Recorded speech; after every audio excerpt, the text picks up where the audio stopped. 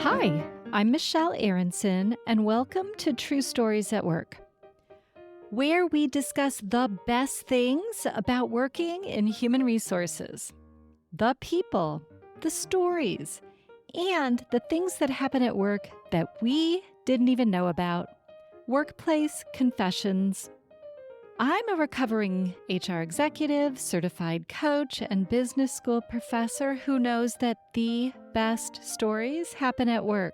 From heartbreaking to heartwarming, from hilarious to outrageous. Now, I help companies build better workforces by aligning values and actions to business strategy. Today, you get to meet Jolene, and you'll learn how a skill she developed as a child has served her well in HR. I changed schools 33 times K through 12. So with that gave me my superpower. My superpower is to connect quickly because as you can imagine, 5-year-old, a 6-year-old, a 7-year-old, an 8-year-old, every single year of school, as soon as the door opens, everyone's staring at you. While she began her career in finance, she quickly realized the secret to improving the financials was culture.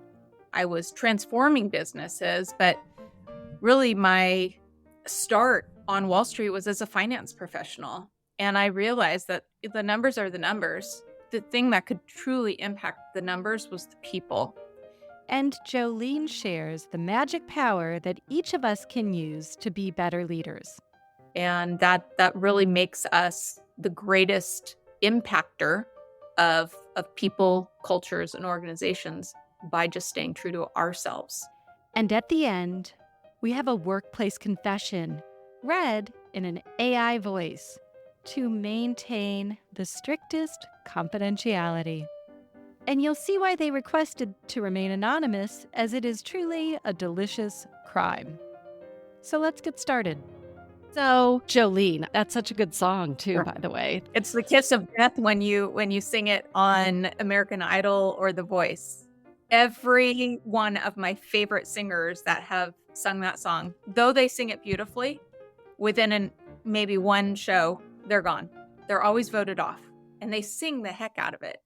It's a power song. It definitely is. We have that in common because a lot of people like to sing my name, Michelle. But anyway, I'm super excited to have you as my guest. And I would love for you to just spend a minute and talk a little bit about what you're doing in the HR space. All right. Well, so for me, it's inspiring the best in people, the best in leaders, the best in staff, collaboration, because that was why I got into HR. I was on Wall Street for a decade. And during that time, I was transforming businesses. But really, my start on Wall Street was as a finance professional. And I realized that the numbers are the numbers. The thing that could truly impact the numbers was the people. And so I started in on the transformation side from a numbers perspective, forensic auditing, and then I moved over to the true transformation side of the business. And so the culture thing was early on where I had my gateway, my little gateway drug into HR was culture.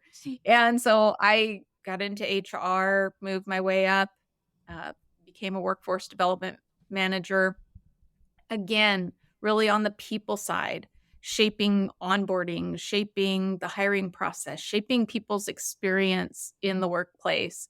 And then as an HR director, I came in with this fresh new perspective. And it was because of the way I came into HR. I came in such a non-traditional way that just naturally transferred into how I worked as an HR director. I didn't have any prior reference.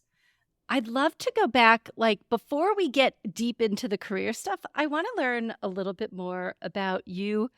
Tell me a little bit about where you grew up and what that was like.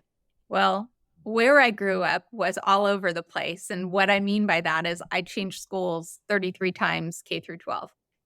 So with that that gave me my superpower. My superpower is to connect quickly because, as you can imagine, 5-year-old, a 6-year-old, a 7-year-old, an 8-year-old, every single year of school, I changed schools multiple times. So that kid who's not in their desk when class starts and is in the office instead being signed up for school, being escorted to the classroom, that hallway feels like a death march. You might as well be going to death row. It is the worst thing as a new student. So I would be escorted down the hall and then get to the door, and as soon as the door opens, everyone's staring at you. So I would then scan the room as the teacher is showing me my desk for anyone who will make eye contact with me, any other little girl who will make eye contact with me, and so that we can flash a smile to each other and make that initial connection. I learned how to just connect quickly, scan the room, smile at someone, show that you're approachable, show that you're friendly. And then that little girl would inevitably come up to me during the recess break as we were leaving the room and introduce herself. And then the stories would start. So where are you from? And those types of typical things. And then we would be off to play. So it was that scene over and over and over and over again, 33 times. So with that really shaped me into who I am today. I need to know why you moved 33 times. I thought I moved a lot every 4 years, but twice in a year sounds super stressful. I always joke that my mom was in witness protection, which she doesn't think is funny. So I just don't say it around her anymore. But we just moved a lot. The grass was always greener. The next house, the next neighborhood, the next area was always going to be better. There was no other rhyme or reason to it. I just learned how to adapt. And the story of walking down the hall, not only did I do that, your first day of school, and who knows what you get. I remember one girl, she said she was going to kick my ass after school. And I thought, oh, great, I'm going to get beat up the first day of school. Never been in a fight in my life, but here we go. But I also think that translates into the workplace, right? Your first day of work, they're showing you your desk. I know stories of people who nobody's even there to give them a computer or a pen or a piece of paper. If you're able to think from that first day perspective where it is uncomfortable and you're just looking for that one that is willing to smile at you or have lunch with you. Or if you're like me, I make everybody have lunch with that new person. I don't care what their plans are. I go, your new plan is to have lunch with the person who's starting so that they can get to know you, because it is an awful feeling. So when you were a kid and you're moving around, what were you thinking of in terms of a career? I wanted to be a veterinarian. That was really the first job career that I ever thought about was to take care of animals. And I'm an introvert. I was a voracious reader from a very early age. And so I remember going to the library and I would have stacks and stacks of books on different animal care and this is at age 8 and 9. And my mom would drop me off at the library and I would spend half a day at the library and then bring stuff home and then read. And I ended up being an MBA and a finance professional, which was hilarious because I hated math. Who really, from an early age, says, I want to be an HR director? Because nobody knows what it is. That's Right. my theory. So you get your MBA in finance. Tell me a little bit about that first HR job. What was exciting about it? Yeah, well, straight out of Wall Street, I went into recruiting. And from there, I thought, this is cool. I knew that connecting people to their dream job was really fun. It's kind of the sexy part of HR where you connect someone to this job that they've been really hoping to get. So I think that was nice. But as I progressed, then I got more into class comp and really I'd stayed clear of payroll. Thank goodness. So it was the one area I just wasn't really interested, but I was interested in anything that could make a difference in the lives of employees.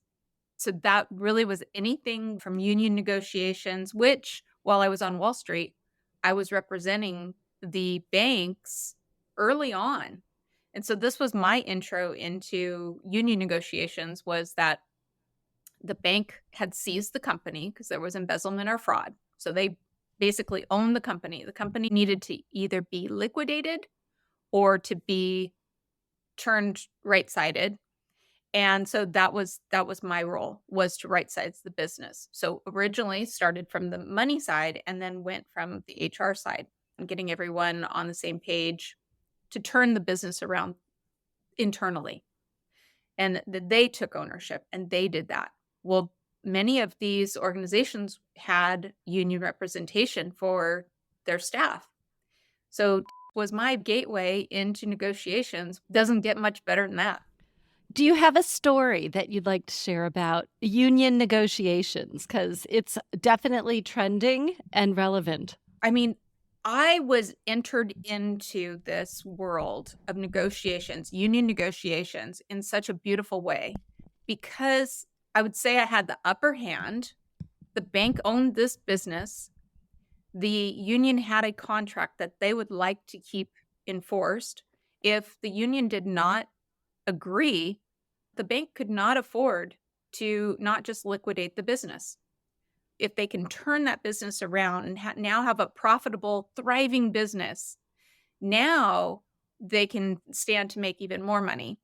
So going in, I kind of had that upper hand because I really wanted to keep that business going. But on the other hand, I had that bargaining chip to be able to say, we can walk away from this right now if we can't get along. And so instead of going in with this adversarial attitude, I went into it with this collaborative outlook saying, what can we do together to be able to make this work for both sides, knowing that the bank is going to have a really good reason to stay. And so I learned early on that it's all relational. We're not talking to each other as adversaries here. You want what you want, I want what I want. We're all in this together. I want this business to thrive because it looks just as good on me if I can turn this thing around and keep this thing going. So hidden agendas went out the door. And I really think that I was spoon-fed into union negotiations because then my first adversarial type of union relationship, when I went into an organization and they didn't trust the person who had been bargaining before, and it was more adversarial, they brought that energy into that, and I didn't speak that language. So I brought in a new energy and really went my same path of let's get to know each other. What has the relationship been in the past? Why was it that way? And get a good understanding of how they got to where they were. Then you can start to mend some fences, and trust doesn't happen overnight. So I've had just an absolute wonderful time with working with unions, their attorneys, and in the negotiations process. I don't often hear that. I mean, there's a lot of challenges, I think, in terms of the promises that unions need to make as a business because they're selling representation and they need to stay in business. And the employers that are struggling because they have increased compliance and benefits and wage. There's so many competing demands. Even just, up, a few years ago, I was working with a government agency as their HR director. And the one thing that more so surprised me with rising costs of pensions and all of these different demands coming on a government organization, the people were really the difference there. It wasn't even so much the union rep or the attorney, but it was the demands and the pressures coming on from the people, the employees, sometimes unrealistic. I remember towards the beginning of COVID, we had some very unrealistic demands. And it was almost like an entitlement. So that was something that I had to really tackle with the employees, was that sense of entitlement and really getting them back to the pride for the work that they do, especially in the public sector. Because in the public sector, that fostering that public sector mindset is so important to be able to understand, there's some altruism there. There's all of these different reasons why people get into public sector work. And they really need to reconnect with that quite often. And so when I start hearing entitlement, I'll start to feel and hear certain buzzwords, keywords, different things. What are they? I'm curious. Well, you should, we need, you don't, you never. And so hearing those types of things, I need to understand where we were before again, because something set things up for that. I'm not ever going to look at a situation in the workplace and say, well, that's just the way it is. That's the way we've always done it. I can't do that. Everybody uses that as an example, and it's horrible. Oh, well, we've always done it this way. Why? What's wrong with you? But that's also how we get stuck into certain processes and such. I don't want to be stuck in that old thinking because it's just going to keep us doing the same thing. And if I want to truly make a difference and make change and have staff that believes in you, appreciates you, they're going to need to understand that we're not just going to do it this way because we've always done it that way. Regardless of how hard it might be to change things, it doesn't mean that it's not worth doing. When you're speaking that, it makes me think of every time that I had to implement an HRIS system, and my team would be like, here's the old process. So how do we put that old, crappy, broken process into our brand new system that wasn't created for it? And I'm like, blow it up. But it's hard. Well, that actually brings up a good point. Our team reduced days to hire by 30% in 30 days. Because what we did was we looked at the process, the current process, and we had a new HRIS that had certain functionality that we didn't have before. Still, it was a government organization, so we had some processes that had to take place just from an authorization standpoint. So we're whiteboarding out our process, and we put little numbers all across the timeline. It takes 2 days for this. It takes a week for this. We got to get approval for this. We're staring at it, and we can't reduce days by any more just by looking at the days that exist on the current process. And then finally, we realized that we were looking at this problem wrong. There was a time frame to which things had to get to a city manager and then to finance and then back to HR. But it gave us an opportunity to plan at that point. We should have been having the recruitment plan ready to go. Questions, who's going to be on the panels, all of these different things could have been done in that time frame, and nothing was being done because we were at a standstill waiting for approvals. Once we started looking at this different, well, what can we do? Now we redesigned the system so that we could be working the entire time and ready to go. As soon as that approval came through, we were ready to go. And so 30%, 30 days. And then it just improved after that even more because we stopped looking at our old problem with our old process, doing it the same old way and just trying to reduce a day or two. That wasn't going to make the big difference. And it wasn't going to keep us competitive when we would lose an applicant who had been waiting and another agency was more nimble and could hire quickly. And so we had to be able to hire quickly.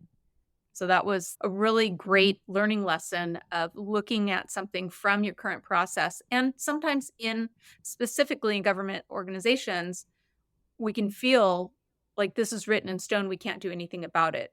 But often there is something we can do. We just have to look at the problem a little bit differently, different angle. You're solving a different problem, Yeah. right? It's not the tech. What is something scary or risky that you had to do in your career? Did you ever look behind your back? Was there a situation or story that gave you pause? I would say sometimes things today in the workplace are still just as catty as they were back when I was just entering my career period. As a woman, back in the day, women clawed their way to the top. And fortunately, I never had to be that person who had to claw. I wouldn't play that game. Yet others would stab you in the back and It just wasn't the same for men and women. And I had an experience where I had someone who really wanted my job and was out to undermine everything that I did. And it was scary. I mean, everything I said was under a microscope, taken out of context on purpose. And that was really probably the most stressful time in my entire HR career. And I look at things as there's enough everything to go around. Yet for some, they feel so threatened by others that they want to take what they can get their hands on, what you have, what everyone else has. I've never been wired that way. I see the good in people. I don't see that someone's out to get me, out to attack me. So when What did they do? What kinds of things were you experiencing? That sounds terrible. actually this one staff member got caught up in this little coup to take over my job, and they tried pinning him against me, which didn't work. And so this person started putting things in people's heads. And so there were some untrue statements that were made that I had said during a meeting, things that were taken out of context when asked and interviewed about these things were completely dismissed. This didn't happen.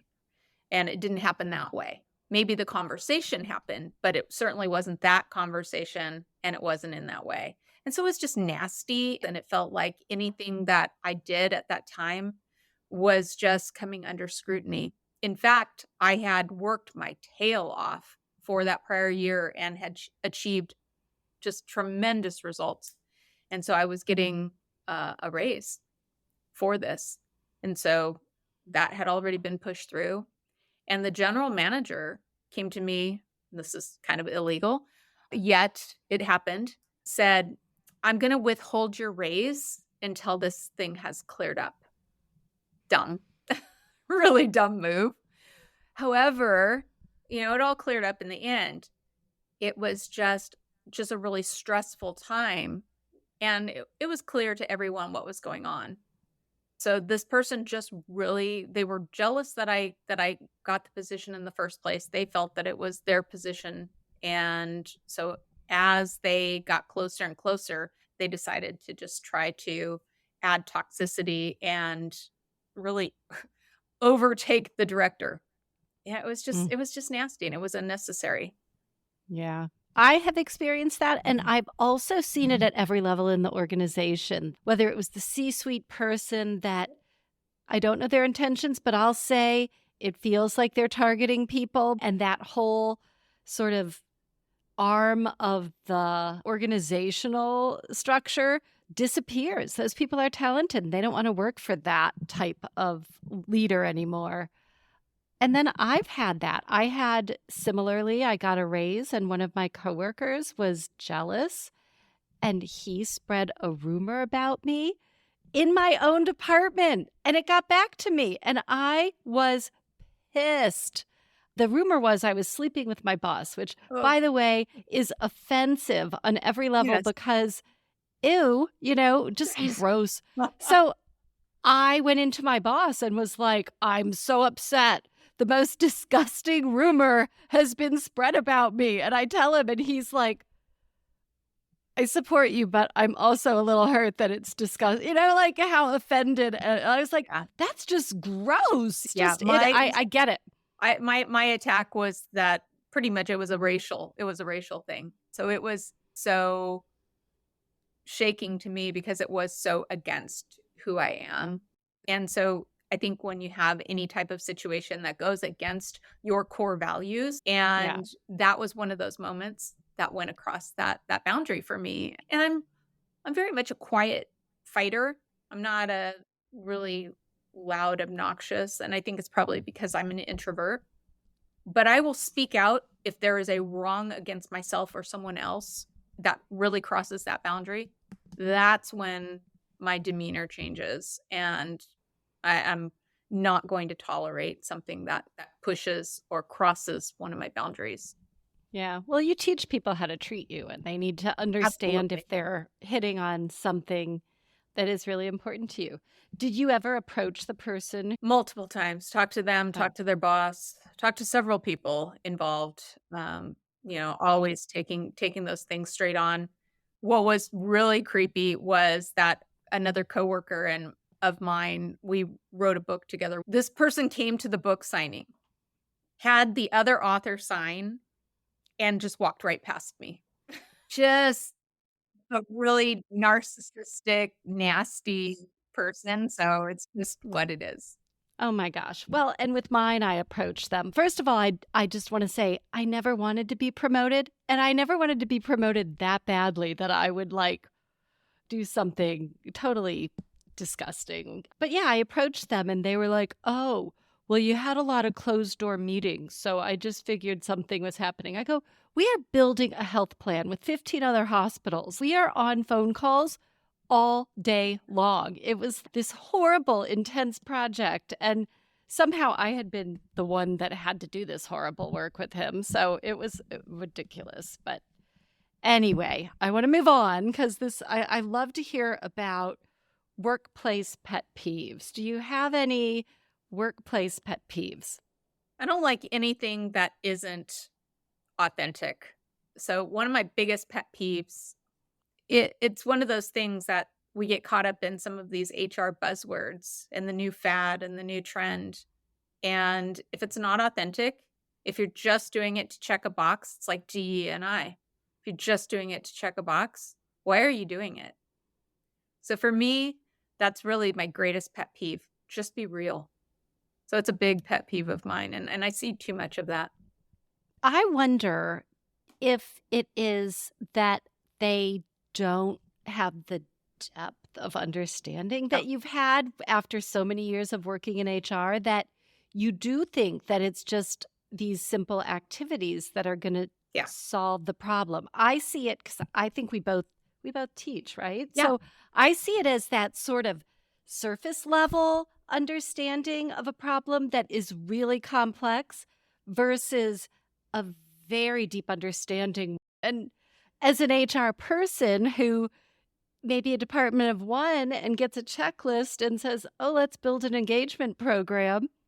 Well, and that crosses over though into a lot of different areas. And so the deeper understanding of engagement and what that truly means. And so they might read in a business book something about, the loss of X dollars annually to a lack of engagement or even partial engagement, which I think is far more detrimental than are completely disengaged. Completely disengaged, they're much easier to deal with because either I get them on board or I find them somewhere else that they could be happy.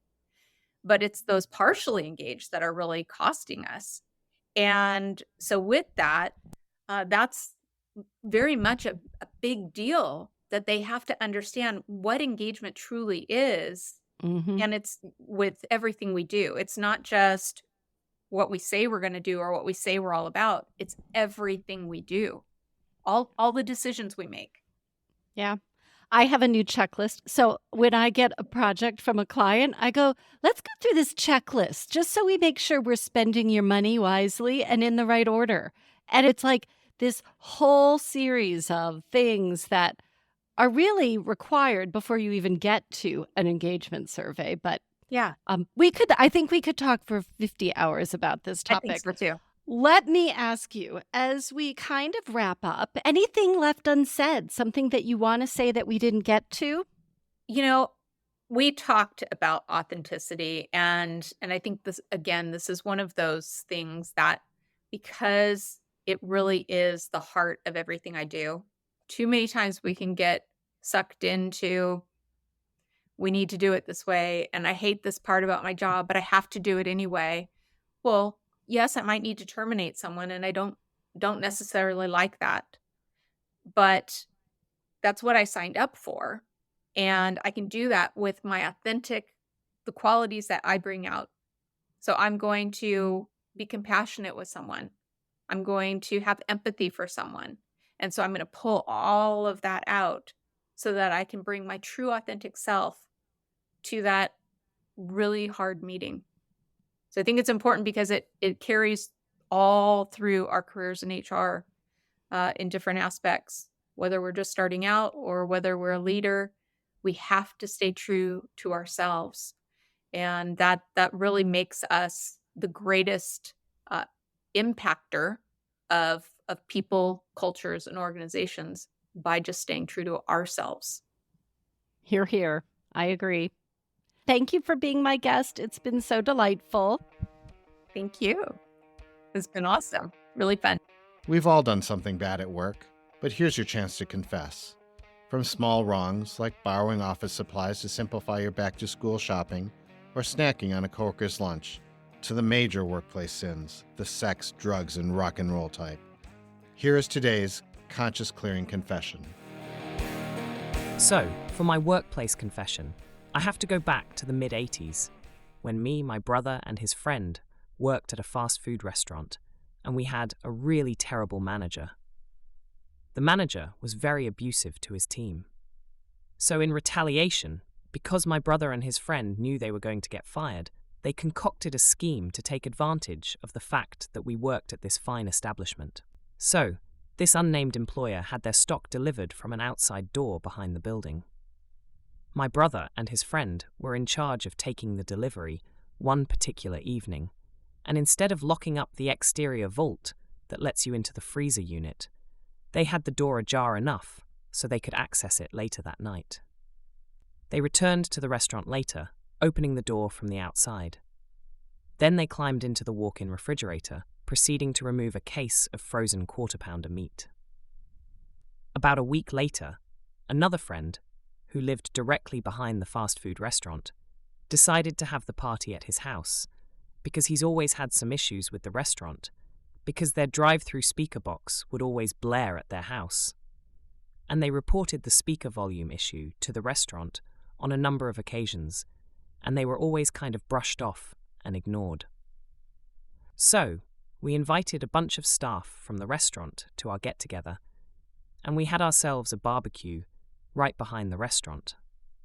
But that wasn't enough. We took it further, as this was the time when this restaurant had their Monopoly card game going. So what they did was they also took one of the boxes that contained all the Monopoly cards. But instead of taking the box, they just took what was in the box, and they left the empty box in the stockroom, so that they wouldn't be discovered for a long period of time, because you probably go through a box every 3 weeks or so. They figured they'd have a couple of months before they were discovered. So, we have a box of Monopoly cards, and we're about to have a party. And obviously we needed buns. Since I still work there, I decided to take a tray of quarter-pounder buns for the barbecue. There's a plastic rack that you would have to return back to the bakery that delivers your bread. And so I left a tray of buns on the very bottom shelf, where it wouldn't get discovered, and pushed the rack outside to be picked up. So we went back, grabbed the buns, and had a barbecue where we made hamburgers for anybody who came by. During the party, everybody opened up their Monopoly tickets, and we were able to walk from the party to the restaurant to cash in free French fries, free drinks, free sundaes, and free apple pies. And a bunch of other stuff that you won when you have a full box of Monopoly cards. And several months later, the manager discovered he was missing a full box of Monopoly cards. It was a big problem, because keeping track of inventory is an important part of being a manager. Every night you're responsible for counting how much meat you have, how much bread you have, how much paper stock you have, so that it can be reported back to headquarters, and then you can get your next shipment in. And obviously, the missing items weren't discovered until later on, especially because the boxes were still there. So he thought he still had a full box, and he didn't know at what point any of the stuff vanished. Now, obviously in the 80s, this was well before computers and technology were used to keep track of a lot of this stuff. I have to say, he was very pissed, because I actually worked the night he discovered the missing items. I remembered the empty boxes getting thrown from the back stock room, through the kitchen, and his very graphic language once he discovered that he was in the shithouse, because now he's got to explain to leadership that he's out a case of meat, some buns, and a box of Monopoly cards. So, anyway, there's my confession. It feels good to get it off my chest. This workplace confession was read by an AI voice in order to protect the anonymous confessor. I do not condone crime, theft, or any type of retaliatory behavior. And I also know that this happens at work, where most of these crimes remain unsolved mysteries. I remember a boss sharing some wisdom after I questioned why we would terminate someone for stealing a sleeve of cups. He shared that it likely wasn't the first time this employee was stealing, only the first time that they had been caught. Taking things that aren't yours is wrong all the time, regardless of the value. Well, that's all for today's episode of True Stories at Work. Thank you to Jolene for joining me today, and thank you for listening to the show. If you work in HR and have a story to share, please visit my website, cultureandstrategylab.com/podcast. You can share a story, make your own anonymous workplace confession, or drop some wisdom about how to lead and succeed at work. Stories are what people remember and how we connect, so please share yours with me. Thanks. At Culture and Strategy Lab, we get to the heart of your business to help you breathe life into your values. And we help you create an HR strategy that aligns your culture to your business. Haiku for Jolene. Finance to people. Jolene's path veered with purpose. Culture was her guide.